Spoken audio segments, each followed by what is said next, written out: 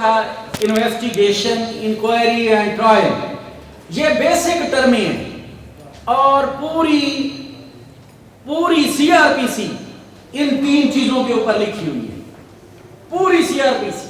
बाकी जो है ना अपील, निगरानी, वो एक अलग बात है, वो अगली बात है। जो बेसिक हमारा जो इन्वेस्टिगेशन का प्रोसीजर है, इंक्वायरी क्या है और ट्रायल क्या है, और आपने अपने क्लाइंट को भी इसी स्टेज पे डील करना है कि केस अगर इन्वेस्टिगेशन स्टेज पे है तो आपने उसको वैसा ही मशवरा देना है और उस स्टेज पे ले जाना है। अब ये पिक्चर जो मैंने डाउनलोड की है, नेट से की है, मैंने नहीं की, लेकिन इसमें बड़ा एक थ्योरी भी है और थीम भी है। ये पुलिसमैन और पुलिस वैन ठहरी हुई है इसमें, क्योंकि बदकिस्मती से हमारा जो क्रिमिनल जस्टिस सिस्टम है वो इस गाड़ी की तरह चलता है कि जब भी कोई ऑफेंस होता है तो सबसे पहले हम थाने में जाते हैं। वो थानेदार जो होता है वो एफआईआर नहीं देगा, वकूए तक जाने के लिए उसे तकरीबन 1-2 महीने लग जाते हैं। वजह कि गाड़ी जब निकलती है तो पेट्रोल नहीं, अब पेट्रोल डाला है तो थाने के दरवाजे के ऊपर फिर रुक गई और साथ में पुलिसमैन फिर ऐसे खड़ा हो गए, भाई और पैसे, यहां तक के मुस्तकीस ही मर जाता है और इंसाफ वही का वही रह जाता है। तो इसलिए ये जो पोजीशन बनाई हुई है उन्होंने, तो ये एक हकीकत को डिस्कस कर रही है कि जब तक आप पुलिस की गाड़ी नहीं चलाएंगे आप इंसाफ ले ही नहीं सकते, और यही गाड़ी एंड ट्रायल पे जा गिरती है, यही गाड़ी। और हमारी जो जुडिशरी है वो भी फिर इसी पुलिस वाली बयानात को लेके आगे चलती है। अब देखिए जो बेसिक हमारी है इन्वेस्टिगेशन जो होती है, अब आपको ये पता होना चाहिए, दरअसल मेरी आदत है घूम फिर के लेक्चर दे रही थी, लेकिन ये है कि आवाज मेरी वैसे भी इतनी ज्यादा है। तो बेसिक जो चीज है हमारी इन्वेस्टिगेशन और इंक्वायरी। अब इन्वेस्टिगेशन का आगाज कब होता है ये आपने देखना है। अब क्या एफआईआर होगी तो इन्वेस्टिगेशन होगा, या एफआईआर होने के बाद इन्वेस्टिगेशन होती है? ये एक पॉइंट आपको समझ आ गया तो आप एक सीढ़ी पे चढ़ जाएंगे, एक सीढ़ी पे जरूर चढ़ जाएंगे। अब देखिए हमारे पास 2 किस्म के केस की इंफॉर्मेशन होती है। अब मैं ये बताने से रहा कि कॉग्निजेबल ऑफेंस क्या होता है, नॉन कॉग्निजेबल ऑफेंस, ये सारा आपको पता है। अब जब अकरेंस होती है आप रिपोर्ट करते हैं, एफआईआर हो गई तो इन्वेस्टिगेशन स्टार्ट, एक तरीका हो गया। दूसरा तरीका है एफआईआर भी नहीं होती, इंफॉर्मेशन भी नहीं पहुंचती, लेकिन इन्वेस्टिगेशन स्टार्ट हो जाती है। हमारे सफाई इंफॉर्मेशन वाले केसेस में चर्स, शराब, उस केस में क्या कहते हैं कि मुझे सफाई इंफॉर्मेशन मिली तो वो अपनी गाड़ी लेके जाता है, एफआईआर नहीं हुई, उसने वहां पे इन्वेस्टिगेशन भी की, गवाहों के बयान भी रिकॉर्ड कर लिए और रिकवरी भी ले ली, और तमाम इन्वेस्टिगेशन बैक जो होता है वो आईओ साथ में लेके जाता है। ये तमाम चीजें इन्वेस्टिगेशन कंप्लीट करके थाने में ले आता है और फिर एफआईआर होती है। तो अब आपको यह पता होना चाहिए कि कोई आपसे सवाल कर ले क्या इन्वेस्टिगेशन एफआईआर से पहले हो सकती है या नहीं हो सकती, इस काबिल तो होना हम। अब पहली स्टेज ये जो वैन थी, ये पहले इन्वेस्टिगेशन से चलती हुई, इंक्वायरी से होती हुई ट्रायल तक जाती है। अब हम अगर क्रिमिनल लॉ को मोशन में लाना चाह रहे, हमारे पास 2 तरीके, एक by the way of first information report और दूसरा 4H में क्रिमिनल लॉ में बताया गया कंप्लेंट के जरिए आप जाए। तो इन्वेस्टिगेशन वाली वो जो स्लाइड है इन्वेस्टिगेशन वाली, तो डेफिनेशन आपको 2 समझाना, क्योंकि मुझे तकरीबन कोई 7-8 साल हो गए पढ़ाते पढ़ाते। जब तक आप किसी चीज की डेफिनेशन नहीं करेंगे उस वक्त तक आप उस चीज को समझ नहीं सकेंगे। तो वो दूसरी स्लाइड है ये। अब देखिए, an investigation is made by police officer or by some person authorized by a magistrate. इसका पर्पस क्या है? The object of an investigation is to collect evidence. अब जो बेसिक डेफिनेशन दी गई है सीआरपीसी में 4L में, तो उसमें ये लिखा गया है कि इन्वेस्टिगेशन इज अ प्रोसीडिंग। हमारे पास सीआरपीसी में जो प्रोसीडिंग है, मैंने उसको 4 हिस्सों में तकसीम किया हुआ है। एक हमारी इन्वेस्टिगेशन होती है प्रोसीडिंग की शक्ल में, एक जो प्रोसीडिंग होती है हमारी इंक्वायरी की शक्ल में, एक प्रोसीडिंग जो होती है ट्रायल की शक्ल में। इससे हटके भी प्रोसीडिंग्स हैं, 514 की कार्रवाई है पड़ी, 145 की वो भी प्रोसीडिंग है। लेकिन ये प्रोसीडिंग जो स्पेसिफिक किया गया है कि इन्वेस्टिगेशन की प्रोसीडिंग होगी, वो सिर्फ और सिर्फ पुलिस करेगी, और उसका पर्पस क्या है? Just collection of evidence. और हमारे यहां थानेदार को हमने खुदा बना रखा है, और उसने क्या करना होता है कि जो इन्वेस्टिगेशन करता है उसमें उसने एंड पे एक रिजल्ट देता है, और वो काम जो खुदा ने करना होता है वो एसएचओ कर रहा होता है कि गुनाहगार बेगुनाह। मैंने पूरा क्रिमिनल लॉ छान मारा, कहीं भी मुझे ये नहीं पढ़ने को मिला कि आया कि इन्वेस्टिगेशन को हक है गुनाहगार करना या बेगुनाह करने का, क्योंकि हमारे पास तो सिर्फ क्या है? Collection of evidence. भाई कलेक्शन ऑफ एविडेंस जितने मिली है, चाहे आपने कलेक्शन ऑफ एविडेंस करनी है कि आया मुल्जिम इन्वॉल्व है या नहीं है। ये काम जो वो ओपिनियन देख लेके आता है कि ये गुनाहगार है, ये बेगुनाह है, ये किसी कानून, क्रिमिनल के कानून में ऐसा है ही नहीं। और इसकी वैल्यू आपको पता है कि 162 में क्लियर लिखा है, जस्ट एड टू केस, कि आप जो इन्वेस्टिगेशन करके आप देते हैं, ये जस्ट केस को एड कर सकता है। इवन के एंड पे भी कह दिया कि एविडेंशियल वैल्यू जो इन्वेस्टिगेशन किया वो सिर्फ इतनी है कि सिर्फ आप कंट्राडिक्शन कर सकते हैं और जज इसके ऊपर बुनियाद बना नहीं सकता। लेकिन हमारा क्रिमिनल जस्टिस सिस्टम ऐसा बन गया कि पुलिस रिपोर्ट के बगैर हाई कोर्ट भी नहीं चलती। फिर आप लोगों को बिठाने का फायदा क्या आया? क्यों बैठे हो आप जज बन के? फिर फैसला तो तफ्तीशी अफीसर है, एसएचओ ने कर दिया, हमें यहां तक आने की जरूरत क्यों पड़ी? तो ये थी हमारी इन्वेस्टिगेशन की डेफिनेशन। ये एक प्रोसीडिंग है, इस प्रोसीडिंग में आपने सिर्फ कलेक्शन ऑफ एविडेंस करनी। और जो इंक्वायरी की डेफिनेशन है, inquiry is made by magistrate और कोर्ट और never made by the magistrate और कोर्ट। इन्वेस्टिगेशन जो होगी वो कभी भी मजिस्ट्रेट और कोर्ट नहीं कर सकती। असल बात है ऑब्जेक्ट की, जब भी कोई चीज देखे ना तो उसका मकसद जरूर देख लिया करें। लॉ में बगैर मकसद के कोई चीज ही नहीं है। तो कहता है कि the object of inquiry is to determine the truth or false of certain facts with the view to take in further action. तो इंक्वायरी का काम सिर्फ इतना है कि आपने उसका क्या करना है? तायुन करना है कि आया ये जो फैक्ट्स हैं ये सच्चे हैं या झूठे। अब हम आते हैं बेसिक स्टार्ट में, फैक्ट्स की बात है ना, कि उसने तायुन करना है कि ये फैक्ट सच्चे हैं या झूठे। एफआईआर वाली वो लगा। अब जो ऑफेंस होता है, ऑफेंस की डेफिनेशन भी कभी पढ़ी है? कोई दोस्त मुझे ऑफेंस की डेफिनेशन सुना दे तो मैं फिर समझ जाऊंगा कि ऑफेंस का मानी आता है उसको। ऑफेंस की कभी, अब मैं कहूं ना ऑफेंस की डेफिनेशन क्या है, तो वो कहते हैं जुर्म। भाई ये तो मानी बताया, ऑफेंस की डेफिनेशन क्या है? बस काफी हो गया। कोई भी एक्ट प्रोहिबिटेड बाय लॉ, इसका मतलब है ऑफेंस। ऑफेंस किसे कहेंगे आप?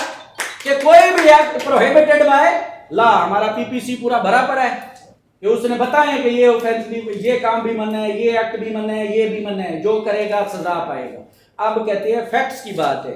वो कहते हैं मैंने सुना है कि पटवारी की जमाबंदी, थानेदार की एफआईआर और वकील की कंप्लेंट सुप्रीम कोर्ट तक जाती, लिखी हुई। अब अगर आपने ऑफेंस के फैक्ट्स सही तरीके लिखने हैं तो वो फिर आपकी अपनी कारीगरी है कि जब तक आप लॉ को सही तरीके से पढ़ के नहीं आएंगे उस वक्त तक आप ऑफेंस को के मुतल्लिक एफआईआर नहीं लिख सकते। अब फर्ज करें कि जुर्म हुआ है, एफआईआर हो गई है, तो इसके टोटल 6 खाने। खाना नंबर 1 में जो दिया हुआ है कि वो मुस्तगीस का नाम, वो तारीख है रपट की, ये इंपॉर्टेंट चीज है। हमने जब बेल आर्गुमेंट करनी है या जरा करनी है या हमने जाना है आगे ट्रायल में, तो इस रपट को देखना पड़ता है कि जब भी आपका के साथ कोई भी ऑफेंस हो तो फर्स्ट ऑफ ऑल आप जाके रपट करवा ले। बेशक एफआईआर ना हो, जाने दे उसको। लोग देखते जी 2 साल बाद जाके एफआईआर करवाइए, ये नहीं मैटर करता। मैटर ये करते हैं कि रपट क्या है।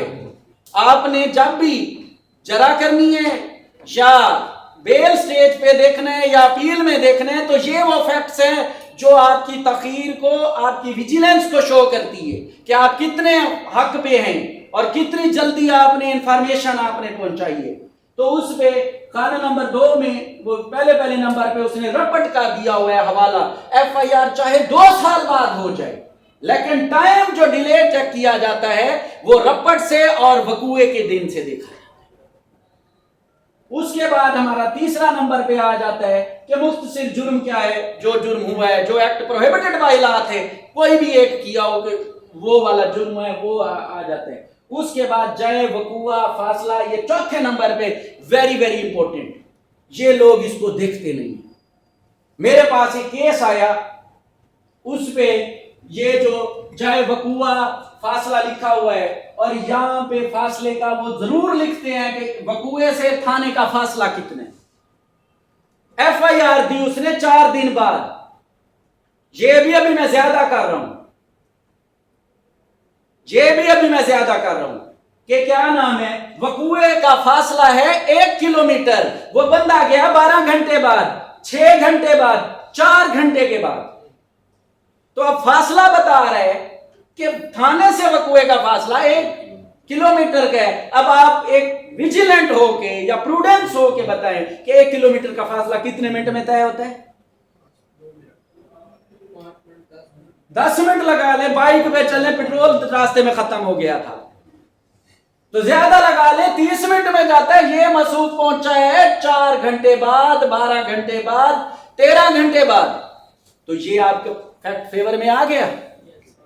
ये कोर्ट इसको कवर करती है। मैंने बहुत सारे दोस्तों को देखा आर्गुमेंट करते हुए इस खाने को भूल जाते हैं, इस खाने को वो भूल जाते हैं और वो फासला भी नहीं बताते कि ये किस खाते में जा रहे हैं।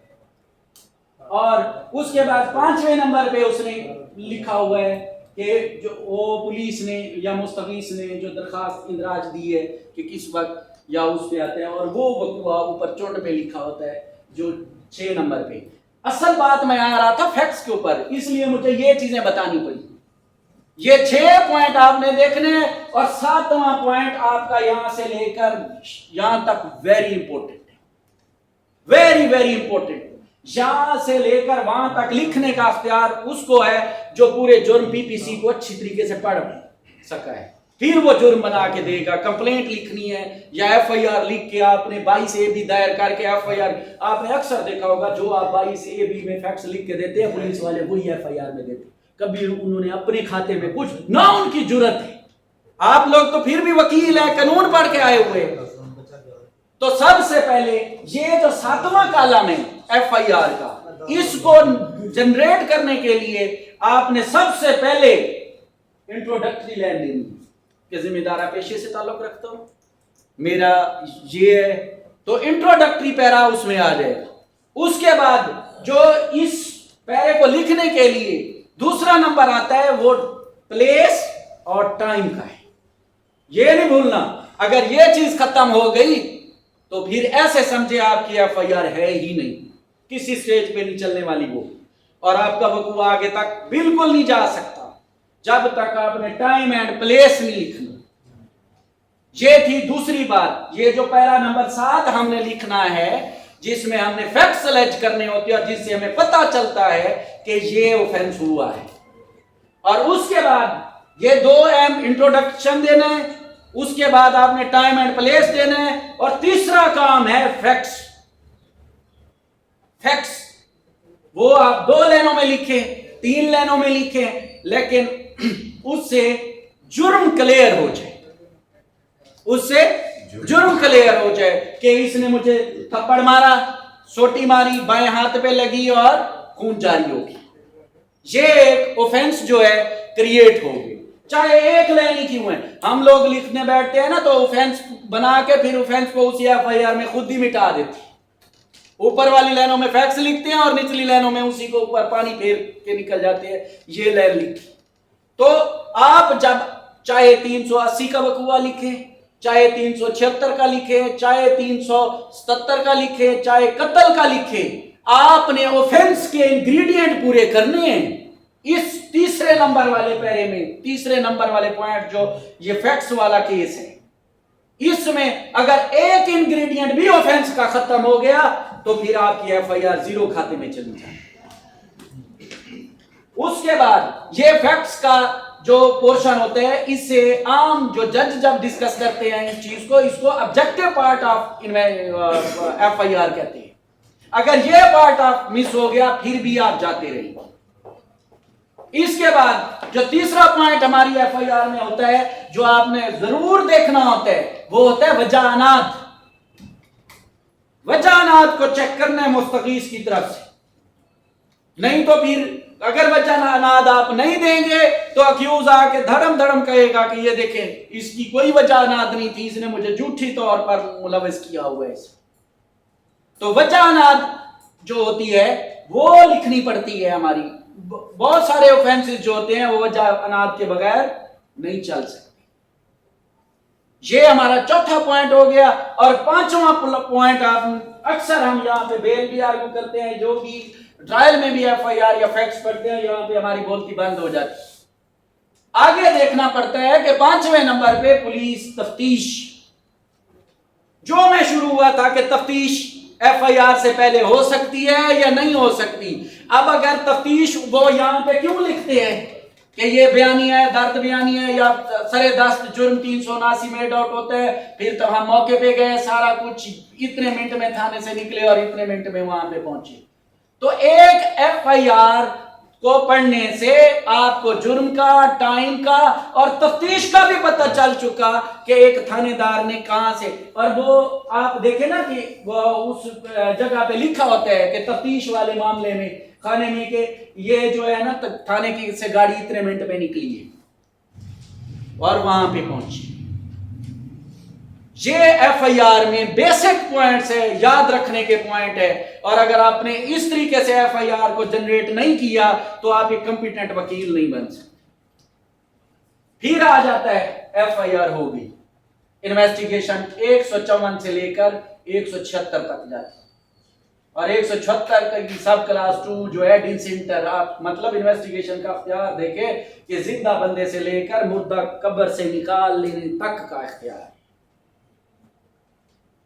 एक जिंदा बंदे की तफ्तीश से लेकर मुर्दा बंदे को कब्र से निकाल के भी आप उसकी तफ्तीश की वुसअत चेक करें, कहां तक जा रही है ये तफ्तीश।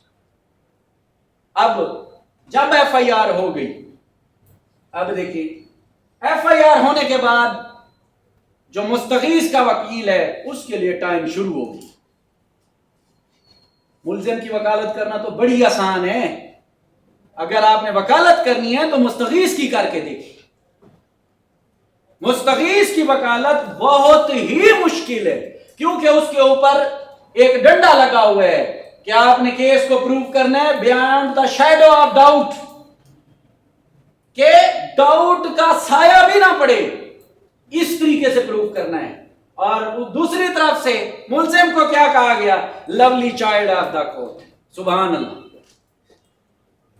तो अब देखें कि वो तो लवली चाइल्ड है, जज का एक प्यारा सा खूबसूरत बच्चा है, इधर हम खड़े हैं, हम भाई थोड़ी सी एक नमक बराबर भी हमारे तरफ से डाउट ना पड़े। तो मुस्तगीस की वकालत करने के लिए आपको इन पॉइंट्स को देखना पड़ेगा। जो लोग कहते हैं ना कि मैंने अक्यूज को बरी करवा दिया, 302 से बरी करवा दिया, फलां कर दिया, बड़ा वकील है, उसने कुछ भी नहीं किया। 100% में से 99% ला जो है अक्यूज की फेवर में लिखा हुआ है, 1% लिखा हुआ है मुस्तगीज के हक में। तो उसने beyond the shadow of doubt जब करना है, एफआईआर होगी। एफआईआर होने के बाद इसकी टाइम है। अगर मुल्जिम ट्रेस्ड नहीं हो रहे, अगर मुल्जिम ट्रेस्ड नहीं हो रहे तो तफ्तीश जो होगा अनट्रेस्ड चालान बनाएगा। कितने दिन में? 14 दिन के अंदर। और फिर 3 दिन की मोहलत मांगेगा और इंटरम चालान चला के वो रिपोर्ट पेश कर देगा इंक्वायरी के लिए। तो अगर इन्वेस्टिगेशन कंप्लीट आ रही है तो बंदा अगर गिरफ्तार हो गया है तो उस गिरफ्तारी में फिर एक और टाइम पीरियड शुरू हो जाता है कि जब एक बंदा गिरफ्तार हो जाए तो आप में से कोई मुझे बता सकता है कि इन्वेस्टिगेशन का पूरा टाइम कितना है? एक बंदा आज गिरफ्तार हो गया है तो उसको तफ्तीश का टाइम पुलिस ऑफिसर के पास कितना? 14 डेज। शाबाश, 40 कितना? 14 डेज। और कौन है? 24 घंटे। 24 मैंने कहा घंटे तो डेज बता दिए। मर गया बेचारा पुलिस के हाथे जाके। सर आपके लेक्चर में इतना मजबूत है तो 24 आप देख लें, चाहे कत्ल का केस ही क्यों नहीं है, कत्ल का केस ही क्यों नहीं है, इन्वेस्टिगेशन अगर बंदा गिरफ्तार है तो 24 घंटे में तफ्तीश मुकम्मल करनी चाहिए। अगर 24 घंटे में तफ्तीश मुकम्मल नहीं कर सकता वो बंदा अपने पास लॉकअप में नहीं रख सकता। तो फिर अगली बात आ गई कि भाई 24 घंटे मुझे इन्वेस्टिगेशन करनी थी और इन्वेस्टिगेशन बंदा मुझे गिरफ्तार हो गया तो इन्वेस्टिगेशन में कंप्लीट नहीं हो रही, तो फिर बात आ जाती है कि इसके पास रिमांड की तरफ हम चलते हैं। और कोई बंदा मुझे रिमांड का मानी बता सकता है?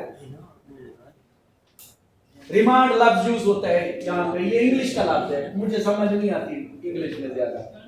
कोई बंदा रिमांड का मतलब उर्दू मतलब तुम्हें नहीं बताना। रिमांड का मतलब क्या है, मानी क्या होता है? किसी चीज को दोबारा तलब करना। कोई दोस्त जो पढ़ा लिखा हो फरहान आमिर साहब बैठे, रिमांड है ना लफ्ज, मैंने आगे उसकी डेफिनेशन नहीं कही।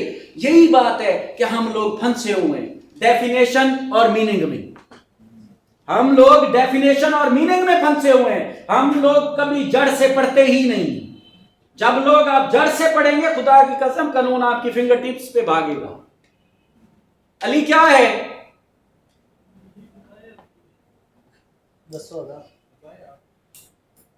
वो जूता दसो तू चप्पल मेरे पैर चली हुई।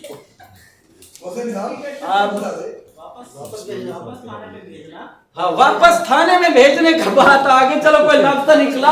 और रिमांड का मानी होता है वापसी, सिर्फ वापसी। वापस थाने में भेजने क्या, वो मजिस्ट्रेट कहीं और भेज दे फिर क्या करेंगे आप? अब वो सीधा थाने में नहीं भेजते, वो कहते हैं पहले इसका मेडिकल और कोरोना का टेस्ट करवा के लाओ।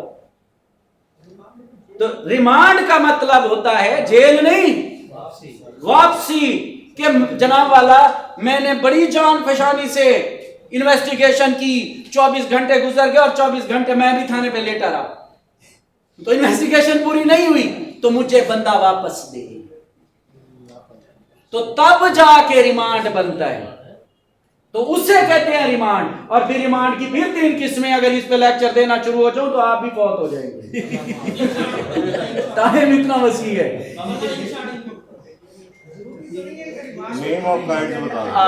तो एक जुडिशियल रिमांड, फिजिकल रिमांड और ट्रांसिटरी रिमांड, इनकी तीनों डेफिनेशन है। क्योंकि मैंने रिमांड पे ये नहीं है, वो असाइनमेंट नहीं है, क्योंकि पहले आप सैयद साहब भी आपका टाइम खा चुके हैं। तो उसके बाद रिमांड का मतलब है वापसी। अब कोई जवान मुझे ये बता दे कि रिमांड के ग्राउंड क्या है? नहीं छोड़े। और कोई नहीं नहीं, ये भी नहीं है, रिकवरी बाकी हो जाओगे। नहीं ये भी नहीं है, क्योंकि 167 में उसने ग्राउंड भी बता दिया कि information is well founded and sufficient material evidence will be receive from the accused person. ये तो हमारे जजेस आके हमें वो नॉमिनेटेड एफआईआर है, रिकवरी अभी हुई नहीं है, और क्या नाम है स्पेसिफिक रोल है, ये रिमांड के ऑर्डर में लिखते हैं। वो ये नहीं बताते कि रिमांड का असल जो मकसद है, किसको रिमांड देना चाहिए। अदरवाइज जब जनरल प्रिंसिपल हमारे पास आ गया कि इन्वेस्टिगेशन 24 घंटे में, इससे आगे आप 1 मिनट भी ऊपर बंदा अपने पास नहीं रख सकते। 2 मिनट में चालान बनाए और सेंड टू कोर्ट करें, कहानी खत्म।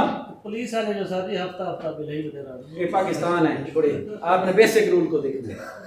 तो रिमांड जो है, रिमांड आपको फिर मिलेगा। फिर आप मुझे बताएं कि रिमांड कितने दिन का होता है? कितना? Maximum 40 days. 40 डेज, लेकिन किताब में 15 दिन लिखा हुआ है, आप 14 दिन बनाते हैं। एक दिन तो पहला जो भी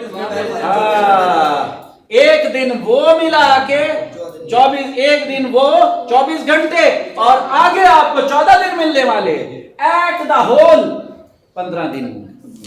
15 दिन तक एक बंदा पुलिस कस्टडी में रह सकता है, उससे आगे उसको इजाजत ही नहीं है। अगर रखेगा तो फिर अपनी वर्दी का ख्याल करे, उसके आगे उसको 1 मिनट का भी ये नहीं है। ये तो बहाना बना के जाते हैं जी रिकवरी करनी है। भाई दूसरा ग्राउंड तो भाई पूछो ना कि इंफॉर्मेशन इज वेल फाउंडेड।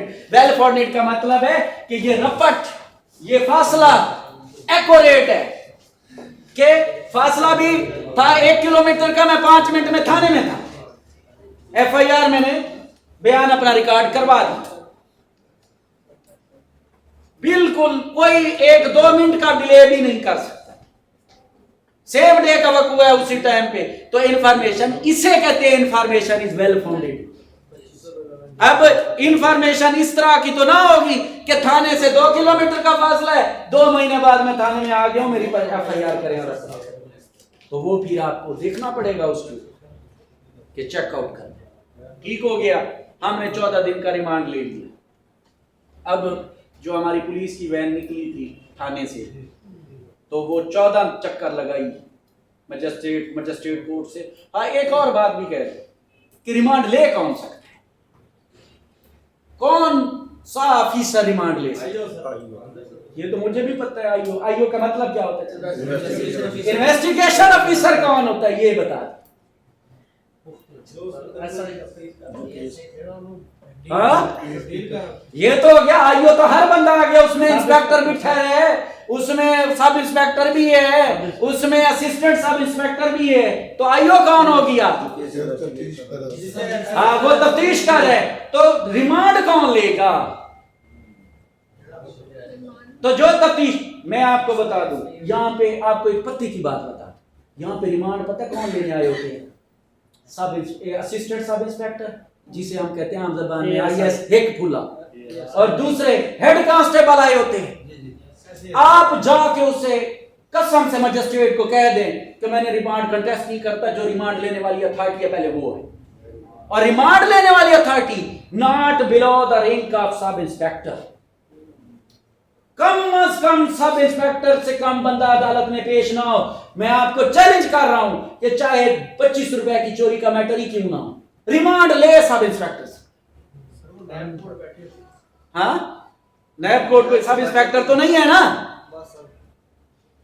मैंने जब ये पढ़ा तो मेरे दिमाग में भी खलबली शुरू हो गई। तो रिमांड आ गया, तो वो आ गए कांस्टेबल, तो कहते जी वकील साहब आप किसको? मैंने कहा सर मैं रिमांड कंटेस्ट तब करूंगा पहले मजाज अथॉरिटी। यार आप रिमांड वापसी किसके खाते में डालेंगे? ये कांस्टेबल को देंगे, आप इसको देंगे मेरा बंदा तफ्तीश करने के लिए? तो वो कहता है किधर है भाई, किधर है? तो कहता है यहाँ पे प्रैक्टिस चलती है। मैंने कहा मैंने प्रैक्टिस को नहीं देखना, कानून को देखना है। 107 छल के साथ कहा गया, दैट इज मैंडेटरी प्रोविजन। तो मैंने ये लफ्ज कहते हुए वापस निकल आया बैर कोर्स। तो उसने कहा जल्दी करो, एसएचओ को भेजो, और ठीक 15 मिनट में एसएचओ खुद रिमांड के लिए आ गए। तो हम लोग ये करते नहीं है ना, इसलिए वकील वालों पुलिस वालों ने हमें फुद्दू बना के रखा हुआ है। और जजेस जो ऑर्डर देते हैं वो तो ऐसे समझते हैं अपनी जेब से दे के दे रहे हो ना, वो हमें ऐसे डील करते हैं। उसकी वजह क्या है? हमें नॉलेज नहीं। अल्लाह के बंदे, अगर आपको नॉलेज हो, जज की क्या मजाल के आपको ऑर्डर ना पास करके दे, जज की क्या औकात के वो आपको ऑर्डर ना दे। हम लोग ये चीजें, ये छोटी छोटी सी बातें जान पड़ निकल जाती है। उस दिन मैंने कहा ना कि मैं किसको देंगे, मैं बाहर निकला तो कांस्टेबल सर जी इधर वकील से खांदे, जल्दी पहुंच, जल्दी करो, उन्हें मारता रहे, कानूनी मार। तो ये चीजें आपके लिए सीखने को है। आपको अब हमें भी पता होता है कि उसने भी छोड़ देना है, लेकिन आपकी परफॉर्मेंस तो हो ना, एक ट्रैक वाली परफॉर्मेंस हो ना। ये तो ना हो कि मुंशी वाला सीख लिया कि जी नॉमिनेटेड एफआईआर है, रिकवरी अभी होने 15 दिन जज दे दे के थक गया, अभी रिकवरी हुई नहीं है, फिर भी हम जाके कहते हैं 14वें दिन भी हम भी कहते हैं कि अभी भी रिकवरी नहीं हुई। तो आप उसको उस तरीके से लेके चलिए, रिमांड खत्म, इन्वेस्टिगेशन खत्म, एक स्टेज हमने क्रॉस कर।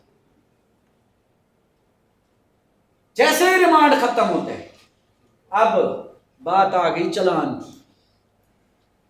टोटल और मुकम्मल चलान पता कब आता है? इसका टाइम का पता है आप लोग? 17 दिन। अब मुझे ये 17